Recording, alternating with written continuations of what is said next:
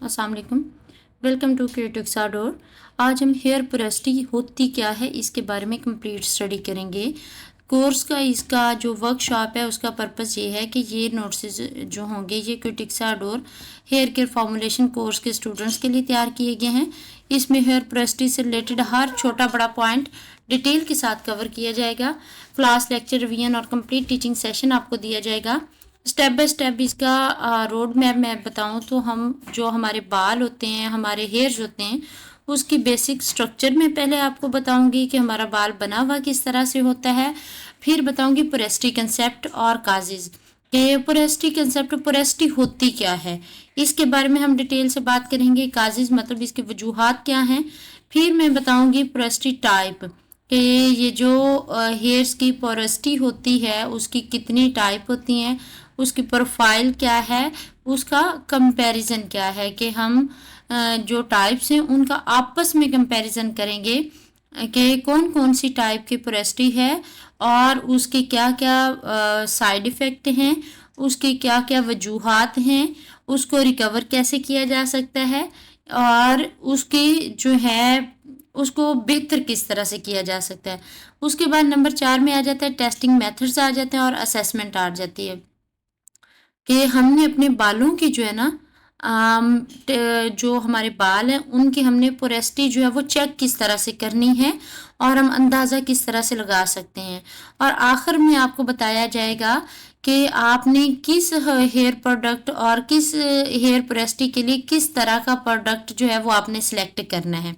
हर किस्म के बालों के लिए हर तरह का जो है वो प्रोडक्ट नहीं होता, हर किस्म के बालों के लिए डिफरेंट प्रोडक्ट होता है। अब पहले हम बाल की बेसिक स्ट्रक्चर देखते हैं कि बाल की या हमारे हेयर की जो स्ट्रक्चर होती है वो कैसी होती है।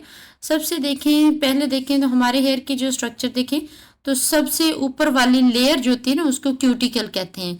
ये प्रोटेक्टिव लेयर भी होती है। ओवरलैपिंग केराटिन स्केल होते हैं, जिस तरह मछली के स्केल नहीं होते, अगर आप लोगों ने कभी मछली देखी हो या हमारी छत की टाइलें एक दूसरे के ऊपर जोड़ी जाती हैं, सेम उसी तरह से ये हमारे बालों की बाहर वाली सतह बनी होती है। इसका काम होता है कि अंदर वाले बाल को जो है ना अंदर वाली सतह को कहा जाता है कॉर्टेक्स, उसको प्रोटेक्ट करना होता है और मॉइस्चर यानी नमी के फ्लो को कंट्रोल करना होता है कि हमारे बालों में नमी कितनी जा सकती है और कितनी आ सकती है। पोरेसिटी डिसाइड करने वाले सबसे इम्पोर्टेंट फैक्टर जो होता है टाइट या ओपन स्टेट के पोरेसिटी होती किस तरह से उसके बारे में बताया, बाहर वाले स्ट्रक्चर से पता चलता है। फिर आ जाता है कॉर्टेक्स, ये सबसे मोटी लेयर होती है। कैराटीन, प्रोटीन और मेलानिन, मेलानिन कलर पिगमेंट जिसकी वजह से बालों का कलर होता है, वो सारी चीज़ें इसके अंदर पाई जाती है। मतलब दरमियान वाली स्ट्रक्चर में हाइड्रोजन और डाइसल्फाइड बॉन्ड स्ट्रेंथ और इलास्टिसिटी जो है वो भी सारी इसी के अंदर के बालों में कितनी लचक है, कितनी जो हाइड्रोजन बॉन्डिंग है, सल्फाइड बॉन्ड कितने, ये सारे यहाँ से बनते हैं और पता चलते हैं। क्यूटिकल डैमेज होने पर कॉर्टेक्स का मॉइस्चर जल्दी बाहर चला जाता है। अगर ऊपर वाली जो तय है, ये कवर है, वो खत्म हो जाए, डैमेज हो जाए तो अंदर से मॉइस्चर निकल जाता है। सबसे इनर मोस्ट और आखिर में जो होता है सेंटर कोर होता है जो कि फाइन या थिन हेयर्स होते हैं। वो जो फाइन या थिन हेयर में मोस्टली वो अब्सेंट भी होता है। अंदर वाला, सबसे अंदर वाला जो पार्ट होता है ना वो थिन हेयर्स में अब्सेंट होता है। ठीक है, अब हेयर पोरेसिटी क्या होती है, अब उसके बारे में आ जाते हैं।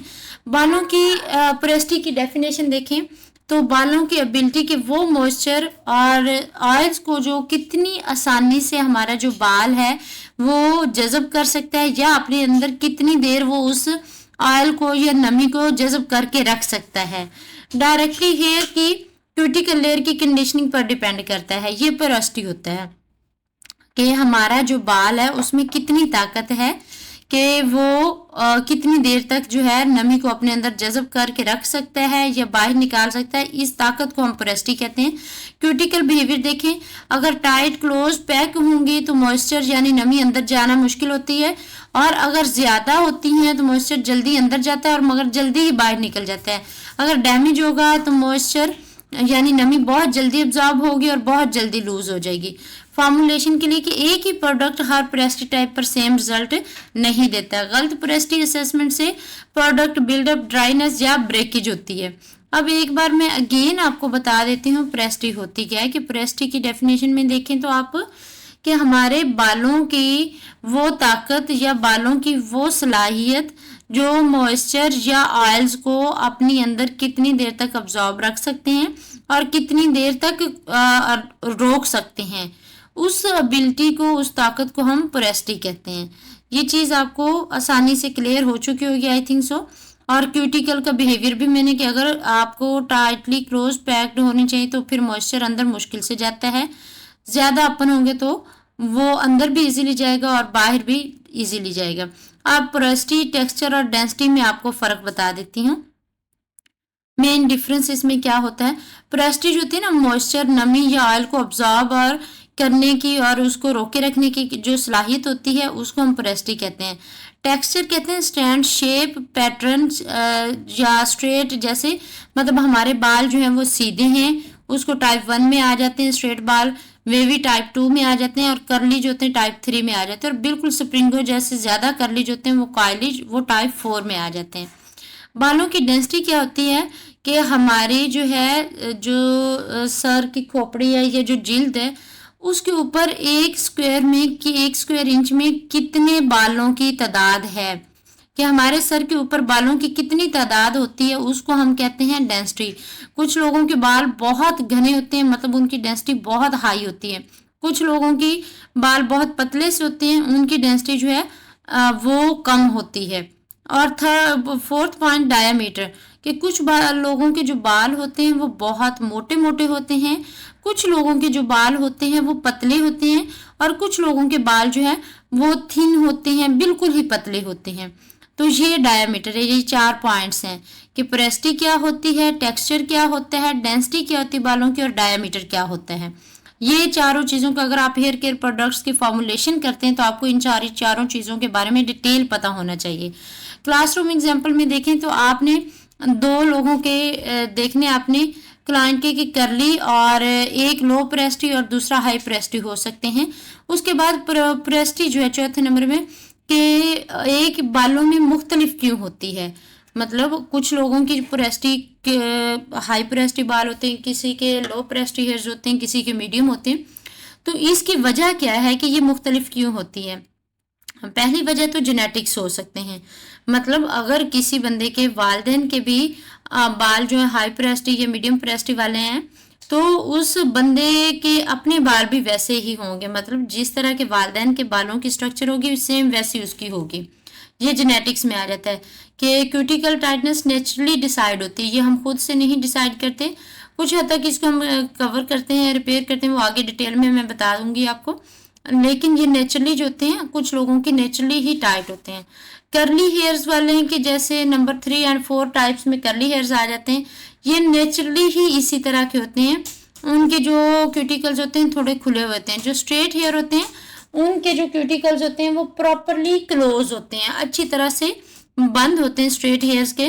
केमिकल प्रोसेसिंग में हमारी जो है उसकी वजह से भी हमारे जो बाल हैं वो डिफरेंट हो सकते हैं पोरेसिटी के। हेयर कलर, ब्लीच, रिलैक्सर्स या हम रिबॉन्डिंग वगैरह से हमारी जो क्यूटिकल है परमानेंटली ओपन या डैमेज हो सकती हैं।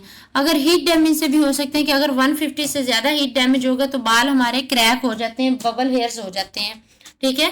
और मैकेनिकल डैमेज में देखें कि सख्त किस्म की ब्रशिंग या टाइट बंस वगैरह होंगे तो रफ टॉवल ड्राइंग होगी, या कॉटन पिलो कवर्स होते हैं ना, अगर हम सिल्क के पिलो कवर करते हैं तो वो अच्छे होते हैं, जबकि कॉटन के जो होते हैं वो रफ होते हैं, उसकी वजह से हमारे बाल जो हैं वो रफ हो जाते हैं। उसके बाद पोरेसिटी मुख्तलिफ और इन्वायरमेंटल एंड स्ट्रक्चरल काजेज देखें कि इन्वायरमेंटल फैक्टर भी बहुत ज़्यादा मैटर करता है। अगर हम अल्ट्रावायलेट ऑक्सीडेशन या क्लोरीन पूल वाटर, अगर मतलब जो लोग समंदर का पानी यूज़ करते हैं, मतलब जहाँ पे पूल वाटर वगैरह में अपने बाल वॉश करते हैं या हार्ड वाटर में वॉश करते हैं तो उनके हेयर हाई ह्यूमिडिटी में रहते हैं तो उनकी जो है क्यूटिकल डिस्टर्ब रहते हैं। एज और लेंथ भी फ़र्क होती है कि वेदरिंग इफेक्ट से कि बालों के जो एंड होते हैं पुराने होते हैं और वेदर्ड होने की वजह से रूट पे ज़्यादा पोरस होते हैं, कि जो बालों के एंड होते हैं वो ज़्यादा खुले हुए होते हैं, जबकि जड़ें जो होती हैं वो पैक्ड होती हैं मोस्टली। आप लोगों ने खुद नोटिस किया होगा कि आपके जो सर के ऊपर बाल हैं वो काफ़ी अच्छी क्वालिटी के होते हैं, जबकि लेंथ में जाके बिल्कुल वो अजीब से हो चुके होते हैं।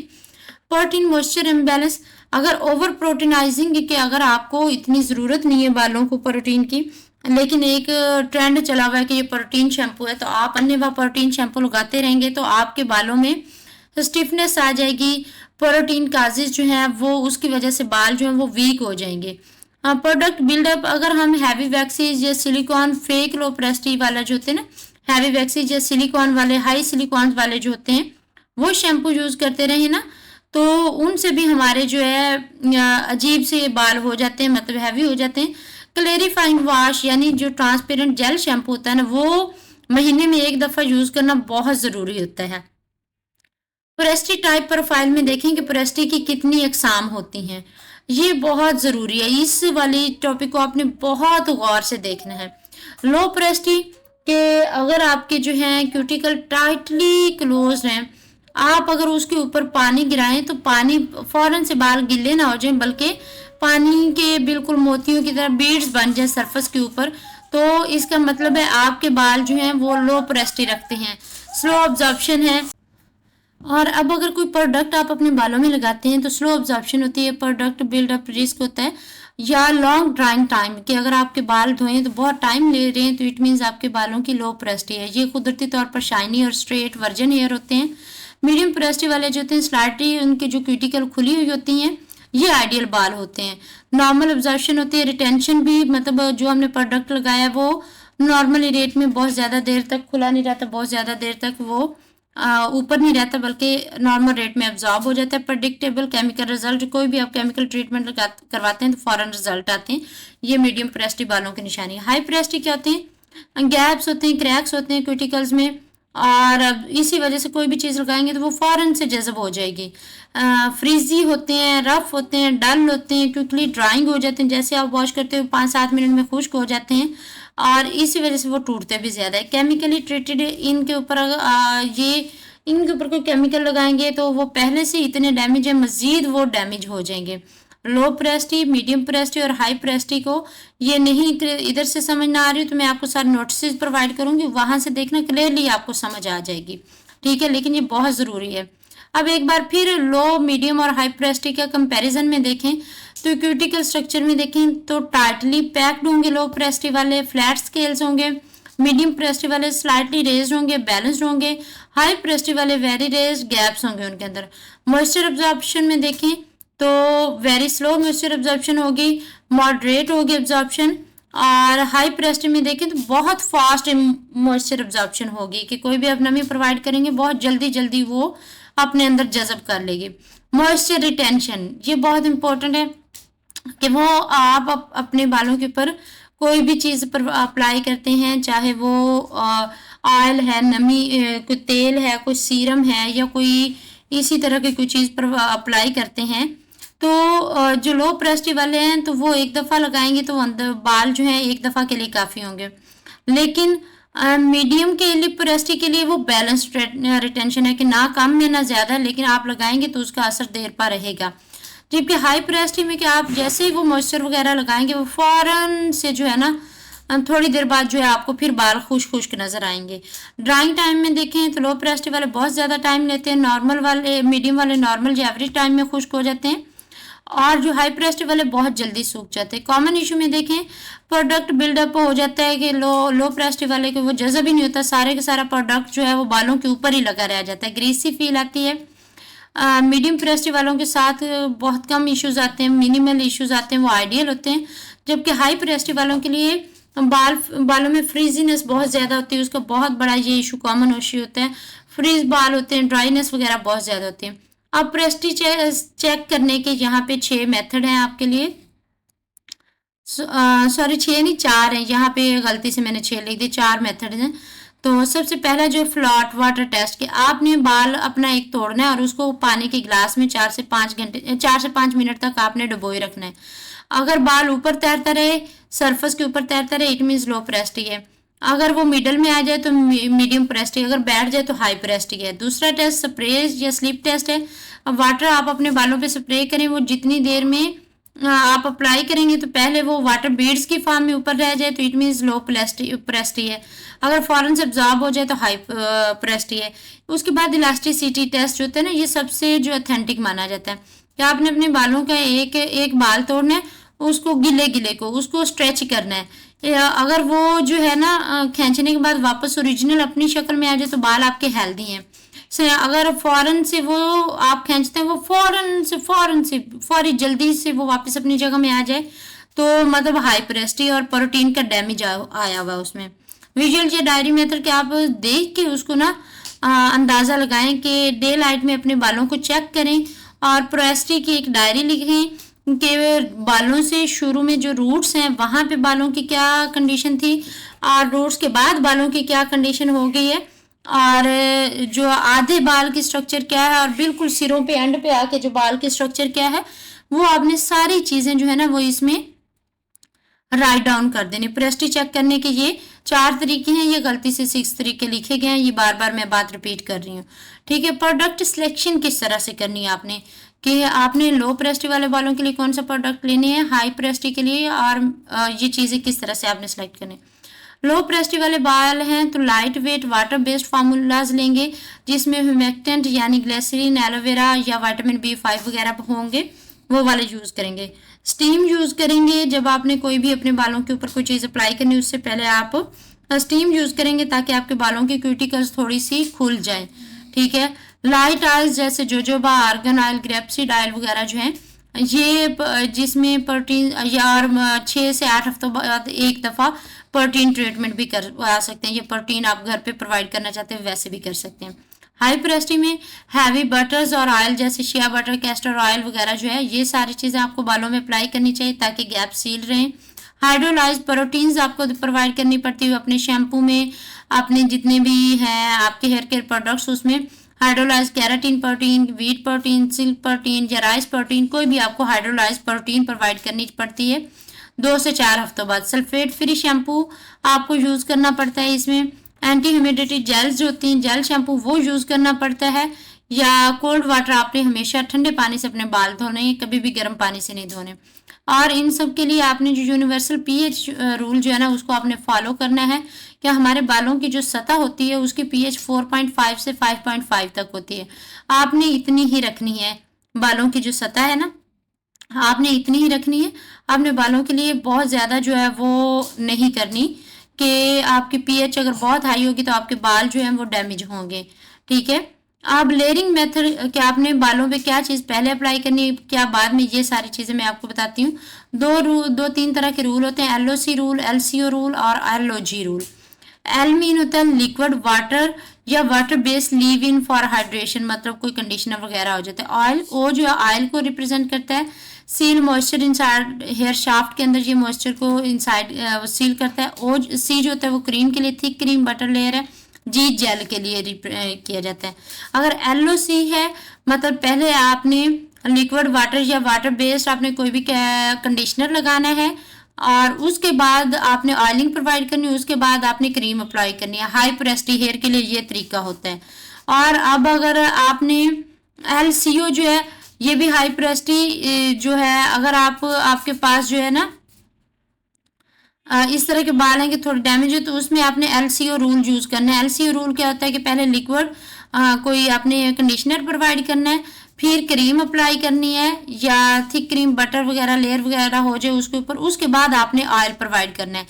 LOG रूल जो होता है ये जो है अगर बालों में बहुत ज़्यादा फ्रीजिंगनेस है, बाल बहुत ज़्यादा आपके डैमेज हुए हैं तो तब आपने यूज़ करना है। यानी बेस्ट फॉर स्टाइलिंग, कर्ल और मैनिंग के पहले आपने लिक्विड कंडीशनर अप्लाइड करना है, फिर आपने जो है आपने ऑयलिंग करनी है, उसके बाद आपने कोई भी जेल फेज में जो हो, चाहे वो क्रीम हो चाहे कोई सीरम हो या कोई भी चीज़ होगी वो जेल फेज वाली, वो आपने अप्लाई करनी है। LOC रूल होता है, एक LCO रूल होता है और एक LOG रूल होता है। इन तीनों रूल्स को आपने अच्छी तरह से देखना है, समझना है कि कौन से बालों की टाइप के लिए कौन सा रूल अप्लाई किया जाता है। प्रोटीन वर्सेस मॉइस्चर बैलेंस होता है। अक्सर ना प्रोटीन जो है ये भी बहुत ज़रूरी होती है बालों के लिए, लेकिन अगर आपने प्रोटीन बहुत ज़्यादा देते रहे कि आप सोचते हैं कि बस जितनी प्रोटीन होगी उतने बाल अच्छे होंगे, तो ऐसा नहीं होता। जितनी ज़्यादा आप प्रोटीन देते रहेंगे आपके जो उसकी वजह से ये होगा, ओवरलोडेड की वजह से कि आपके बाल स्टिफ हो जाएंगे, हार्ड हो जाएंगे, स्ट्रॉ लाइक, जैसे बिल्कुल स्ट्रॉ की स्ट्रक्चर होती है ऐसे हो जाएंगे, इलास्टिसिटी उनकी कम हो जाएगी और वो इजीली टूट जाएंगे। इसके लिए आपको इसको किस तरह से फिक्स करना होता है इस प्रॉब्लम को, तो आपको प्रोटीन का जो यूज़ है वो रोकना पड़ता है। प्रोटीन फ्री मॉइस्चराइजिंग मास्क वगैरह 1-2 हफ्ते यूज़ किया करें। उसके बाद मॉइस्चर ओवरलोड के अगर आपके बाल पहले बहुत ज़्यादा है, उसमें नमी है, उसको हाइग्रल फटीग कहते हैं कि मॉइस्चर ओवरलोड हो चुकी है, मॉइस्चर बहुत ज़्यादा हो चुकी है। तो उसके साइन क्या होते हैं कि आपके बाल मशी से होते हैं, ओवरली सॉफ्ट होते हैं, बहुत नरम होते हैं, लिम्स होते हैं, और गमी स्ट्रेच, जिस तरह हमने कोई गम या इस तरह का स्ट्रेच आ जाता है बालों में कि जब वो बाल खींचते हैं तो बिल्कुल खींचे चले जाते हैं। इसके लिए इसको हम प्रॉब्लम को रिकवर किस तरह से कर सकते हैं कि लाइट प्रोटीन ट्रीटमेंट आप इसके लिए यूज़ कर सकते हैं ताकि बालों की इंटरनल स्ट्रक्चर जो है वो सेफ रहे। गोल्डन बैलेंस रूल क्या होता है कि वीक में 1 दफ़ा मॉइस्चर ट्रीटमेंट हो, 1 दफ़ा प्रोटीन ट्रीटमेंट हो एवरी 2 to 4 वीक्स में। मतलब आपने महीने में 1 दफ़ा मॉइस्चर ट्रीटमेंट करवाएं अपने बालों का, और 1 दफ़ा प्रोटीन ट्रीटमेंट। मतलब आपने इस तरह के शैम्पू और कंडीशनर और इस तरह की सारी चीज़ें आपने ये घर पे रखनी और वो प्रोवाइड करनी अपने बालों को। उसके बाद सीजनल केयर और कॉमन मैथ में देखें, मैं आपको बताती हूँ सीजनल एडजस्टमेंट पाकिस्तान में हमारे बालों में क्या क्या चीज़ें हमें फेस करनी पड़ती हैं। जैसे मानसून है, इसमें बालों की जो कंडीशन होती है वो क्या हो जाती है कि हाई पोरेसिटी वाले जो बाल हैं, एंटी ह्यूमिडिटी उनके लिए चाहिए होती है, हमें इस तरह की कोई जेल चाहिए और उसके लिए जो है LOC रूल अप्लाई करना पड़ता है। और इसके अलावा लो पोरेसिटी वाले जो होते हैं ना, उनके लिए भी यही चीज़ यहाँ पे अप्लाई करनी पड़ती है मानसून में। विंटर में डीप कंडीशनर की हमें ज़रूरत होती है, हैवी लिव इन ऑयल जो होते हैं ना कंडीशनर, हमें वो यूज़ करने पड़ते हैं। हार्ड वाटर एरियाज जहाँ पे खारा पानी होता है यानी कड़वा पानी होता है, वहाँ पे आपको क्लेटिंग शैम्पू यूज़ करने पड़ते हैं, जिसके अंदर क्लेटिंग शैम्पू जो होते हैं ना, ऐसे शैम्पू होते हैं जिसके अंदर डाइसोडियम EDTA ऐड किया होता है, उसको क्लेटिंग शैम्पू कहते होते हैं। ठीक है। कॉमन मिथ देखें, मिथ हमें ये होता है कि जो पाकिस्तान लोगों को ये मेंटालिटी है कि लो प्रेस्टी हमेशा बेहतर होगी। ऐसा बिल्कुल नहीं होता कि ये हो, अक्सर लो प्रेस्टी की वजह से स्वेयर बिल्डअप हो जाता है बालों का। High porosity means damage hair होते हैं, ऐसा भी नहीं होता। हाई प्रेस्टी समटाइम कुदरती तौर पर भी होती है, और समटाइम कर्ली और ऑयली हेयर्स जो होते हैं उनकी भी हाई प्रेस्टी होती है। हमेशा डैमेज हेयर्स की हाई प्रेस्टी नहीं होती। उसके बाद एक और मिथ होता है प्रेस्टी से कि प्रेस्टी कभी चेंज नहीं होती। ये भी गलत बात है। प्रेस्टी जो है हीट, केमिकल और वेदर के ज़रिए जो जेनेटिकली तो एक रहती जो है वो सो है, लेकिन अब ये है कि अगर आपके बाल लो प्रेस्टी के हैं या मीडियम के हैं, आपने इतनी हीट दे दे के उसको हाई प्रेस्टी में कन्वर्ट कर लिया है, तो ये तो इजीली चेंज हो जाती है। उसके बाद ग्लॉसरी देखें कि इसमें हमने कौन कौन सी जो है ना, मैं एक बार रिवाइज करवा देती हूँ कि हमने क्या क्या चीज़ें जो हैं वो इस नोट्स में पढ़ी हैं, ये मैंने आपको पढ़ाई हैं। क्यूटिकल से रिलेटेड जो है वो चीज़ें कि हमारी आउटर स्केल जो होते हैं, प्रोटेक्टिव लेयर जो थी हेयर की, उसको हम क्यूटिकल कहते हैं। उसकी जो अंदर वाली स्ट्रक्चर होती है उसको हम कॉर्टेक्स कहते हैं, जिसके अंदर प्रोटीन और मेलानिन वगैरह सारे पिगमेंट होते हैं। ह्यूमेक्टेंट क्या होता है कि मॉइस्चर अट्रैक्टिंग इंग्रेडिएंट्स जो होते हैं जैसे ग्लिसरीन, पैंथेनॉल, जो उनको ह्यूमेक्टेंट कहते हैं। हाइड्रोलाइज प्रोटीन क्या होते हैं कि small protein molecules that penetrate the cuticle, कि जो हमारे बालों के अंदर इजीली जा सकें। अब अगर ऐसा प्रोटीन, तो फिर गोश्त भी प्रोटीन है, अंडे भी प्रोटीन है, वो तो हम सर पे लगाएं और वो सारे के सारे हमारे बालों में चले जाएं, ऐसा तो नहीं होता ना। हाइड्रोलाइज प्रोटीन वो चीज़ होती है कि बड़े प्रोटीन के मॉलिक्यूल्स को तोड़ तोड़ कर छोटे इतने बारीक मॉलिक्यूल्स में कन्वर्ट कर दिया जाता है, जिसको हम हाइड्रोलाइज प्रोटीन कहते हैं। क्लेरिफाइंग शैम्पू क्या होते हैं कि क्लींजर होते हैं जो हमारे बालों के ऊपर बिल्डअप इतना जमा होता है, इतना गंद बला इतने अरसे का जमा हुआ होता है, उस सारे को उतार देते हैं, उनको हम क्लेरिफाइंग शैम्पू कहते हैं। क्लेटिंग शैम्पू क्या होते हैं कि क्लींजर वो वाले शैम्पू जो हार्ड वाटर यानी ऐसा पानी, खारा पानी जहाँ पर होता है वहाँ पर भी बहुत अच्छा काम करते हो, तो उन शैम्पूज को हम क्लेटिंग शैम्पू कहते हैं। आपका हर शैम्पू क्लेटिंग शैम्पू बन सकता है अगर आप हर शैम्पू में डाइसोडियम EDTA डालते जाएं, तो आपका जो भी शैम्पू होगा वो क्लेटिंग शैम्पू बनता जाएगा। उसके बाद अब आपको एक मैं टास्क दे रही हूँ, आप लोगों ने ये जो टास्क है ये आप लोगों ने आपस में डिस्कस भी करना है। आप लोगों ने आपस में जो है ना इसका ये अपने सेल्फ असेसमेंट भी करनी है। टास्क ये है कि क्यूटिकल की जो है 3 स्टेट्स होती हैं, वो क्या हैं जो पोरेसिटी को डिसाइड करती हैं।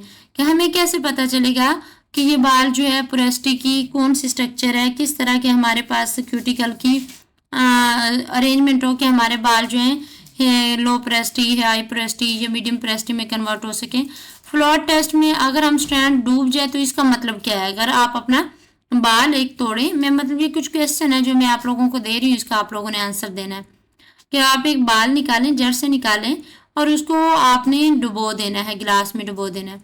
तो अगर आपका बाल डूब जाता है तो इसका क्या मतलब है। LOC और LCO मेथड में क्या फ़र्क होता है, ठीक है। और प्रोटीन ओवरलोड और मॉइस्चर ओवरलोड के दो साइन बताएं कि प्रोटीन ओवरलोड होगी तो हमारे बाल किस तरह का जो है ना क्या कहते हैं रिजल्ट्स, या प्रोटीन किस तरह के सिम्टम्स जो है वो शो करेंगे। और अगर मॉइस्चर ओवरलोड है तो तब हमारे बाल किस तरह के सिम्टम्स शो करेंगे। आपने इस तरह के, मैंने वैसे एक एक दो बताए हुए, लेकिन आप इसके अलावा भी कोई खुद से सर्च करके भी ढूंढ के मुझे जवाब दे सकते हैं। हाई पोरेसिटी हेयर्स के लिए कौन सी शैम्पू टाइप रिकमेंड की जाती है। अगर आपके बालों की कंडीशन ये है कि हाई पोरेसिटी है तो उसके लिए हमने कौन से टाइप के शैम्पू और क्यों वो वाले टाइप के शैम्पू हमने सेलेक्ट किया है, आपने ये इसके क्वेश्चन आंसर बताने हैं। अब मैं यहाँ पे कुछ क्वेश्चन जो मुझसे स्टूडेंट्स करते रहते हैं वो या क्लाइंट्स करते हैं, उनके भी मैंने कुछ 5-7 जो क्वेश्चन है वो इधर मेंशन किए हुए, उनके मैं आपको आंसर भी दे देती हूँ, साथ में एक्सप्लेन भी कर देती हूँ। तो कुछ स्टूडेंट्स पूछते होते हैं कि क्या पोरेसिटी हमेशा के लिए सेम रहती है। नहीं, ऐसा नहीं होता। जेनेटिक्स से मिलने वाली जो बेस हमें पोरेसिटी मोस्टली स्टेबल रहती है, लेकिन केमिकल ट्रीटमेंट, हीट और इन्वायरमेंट से ये टेम्परेली या परमानेंट भी चेंज हो सकती है। कि समटाइम ये होती है कि परमानेंट चेंज हो जाए और समटाइम कुछ देर के लिए वो जो पोरेसिटी है हमारे बालों की वो चेंज हो जाए, ऐसा भी हो सकता है। क्या एक इंसान के सर पर एक से ज़्यादा पोरेसिटी टाइप हो सकते हैं। हाँ जी, हो सकते हैं, क्योंकि हमारे जो हेयर्स होते हैं रूट अक्सर कम पोरस और एंड ज़्यादा पोरस होते हैं। कि रूट्स के जो हमारे बिल्कुल बालों के ऊपर जो सर के ऊपर बाल होते हैं उनमें कम पोरेसिटी होती है, जबकि लास्ट वाले बहुत पोरेसिटी होती है, खासकर अगर लंबे बालों में। इसलिए एप्लीकेशन टेक्निक भी जोन के हिसाब से एडजस्ट होनी चाहिए। अब हम लोग क्या करते हैं कि हम इतना शैम्पू बनाते हैं और सब लोगों को वो सूट हो जाए, ऐसा नहीं होता, ठीक है। क्योंकि हर बंदे के, इवन के एक शैम्पू एक बंदे के लिए हमने बनाया तो उसके भी बालों के डिफरेंट टाइप्स, डिफरेंट जोन पर उसका रिएक्शन जो है वो डिफरेंट होगा, ठीक है। बिल्कुल सर के ऊपर वो और तरह के रिएक्शन देगा, आगे वाले बालों के लिए और तरह का देगा, और बिल्कुल सिरों के लिए उसका रिएक्शन जो है ना शैम्पू का टोटली डिफरेंट होगा और तरह का होगा, ठीक है। इसलिए कभी भी ये मत सोचा करें कि हमारे पास जो एक शैम्पू है वो सबके लिए सेम हो जाएगा, सब लोगों के लिए सेम हो जाएगा। अब क्वेश्चन 3 में देखें, क्या पोरेसिटी को इम्प्रूव या फिक्स किया जा सकता है। पोरेसिटी को रिवर्स नहीं किया जा सकता। क्यूटिकल डैमेज परमानेंट होता है, लेकिन सही प्रोडक्ट, प्रोटीन, मॉइस्चर बैलेंस और रेगुलर केयर से जो बालों का जो बिहेवियर है वो बेहतर बनाया जा सकता है। कि अगर आपकी एक दफ़ा पोरेसिटी डैमेज हो गई है ना तो आपके बाल दोबारा से असल जैसे पहले जैसे नहीं होते। जो क्यूटिकल जो डैमेज होता है वो परमानेंट होता है, जब तक वो बाल एंड तक पहुंच जाएंगे, आप उनको काट देंगे तब जाके वो सही हो जाए होंगे, लेकिन जो सर के ऊपर है वो सही नहीं हो सकेंगे। क्या रंगीन या कलर्ड बालों की पोरेसिटी हमेशा हाई होती है। ये भी बहुत ज़्यादा मिथ होता है लोगों का कि जो कलर्ड बाल होंगे वो हमेशा ही डैमेज होती है। तो ये हाँ, ज़्यादातर ये इसमें हाँ है, क्योंकि कलरिंग प्रोसेस जो होता है वो क्यूटिकल को ओपन कर देता है। ऊपर वाली जो हमारे बालों की तह है ना, जो मैंने स्टार्टिंग में आपको कही थी कि मछली के जैसे होते हैं तह, मछली के जिस तरह स्केल्स ऊपर होते हैं वो तह दर तह होते हैं, सेम इसी तरह हमारे बालों की जो क्यूटिकल है वो भी इसी तरह तह दर तह होती है। लेकिन क्वालिटी कॉन्शियस कलरिंग और अच्छी जो है आफ्टर केयर से हमारे जो बालों का जो वो इफेक्ट है ना, आफ्टर इफेक्ट, वो कम किए जा सकते हैं। कि ऐसा क्वालिटी कॉन्शियस कलरिंग हो कि हमारे बालों के लिए जो हमने कलर सेलेक्ट किया है वो अच्छी क्वालिटी के हों, बिल्कुल लोकल और डैमेज वाले ना हों, और अच्छी आफ्टर केयर हो तो उससे इफ़ेक्ट को हम कम कर सकते हैं। Thank you so much for watching. अल्लाह हाफिज़। आप सब लोगों ने मुझे इसका रिस्पॉन्स लाजमी देना है कि आप लोगों को ये वाली वर्कशॉप कैसी लगी।